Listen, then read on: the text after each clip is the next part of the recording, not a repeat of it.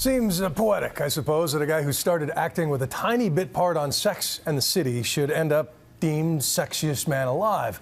It took an epic hangover in between to push Bradley Cooper into the A-list, and now that he's there, he's anxious to bust the typecasting mold, prove his chops.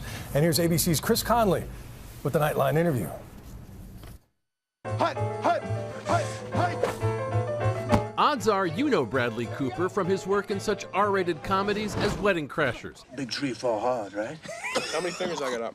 And The Hangover 1 and 2. The bachelor party, the whole night, things got out of control. For me, Hangover was sort of a huge shift in terms of being recognized more and having more opportunity. But the truth is, it's been such a sort of slow, incremental growth for me in this business. Because while you can see Cooper now on magazine covers, or squiring stunning actresses in the tabloids, or promoting his movies in French. Bonjour Bradley. Bonjour, je suis tellement content d'être ici, merci. This son of a stockbroker, raised with his sister outside Philadelphia, didn't act until his years at Georgetown and wasn't ticketed for the A-list. I have never walked through my life having to deal with, oh, he's just too good looking. Sack Lodge was not the handsome. Do you know what I mean? A lot of the feedback was, Brad, what a nice guy. He was just, no edge. He's just got no edge. And I was really bummed out by that. In fact, set the Bradley Cooper Wayback Machine to 2002, and you'll find his first Hollywood role, alongside Jennifer Garner as Sydney in Alias. What I said before about not trusting you and... Well, don't worry about it. Will Tippin? Well, yeah, everybody loved Will Tippin. Oh, really? Not when he was on there. Back then, Cooper would check out those newfangled Alias message boards. Even now, he hasn't forgotten what they were saying. Who is this guy? He needs to take a shower, and God, please don't let Sydney wind up with him. And I remember I was like, oh my God. Next thing you know, the New York Times does an article about the impact of message boards and cites my character as being a hated character. And I literally thought, the world is gonna end. Can't somebody say, hey, let's be positive? Let's have a good ending to the story? Now, a decade later, at 37, he's going deep. So how's your thing going? Dancing thing? That's good. How's your restraining order? I wouldn't actually call the restraining order my thing. Starring alongside Jennifer Lawrence in what could be career-altering roles for them both in David O. Russell's Silver Linings Playbook. It's a part he says he nearly spurned. I'm from Philly. Yeah. I'm Italian and Irish. I'm a huge Eagles fan, and his parents are like my parents in many ways. But I thought, I'm not right for this. Despite all the parallels to your own life. I really, and I think it was fear.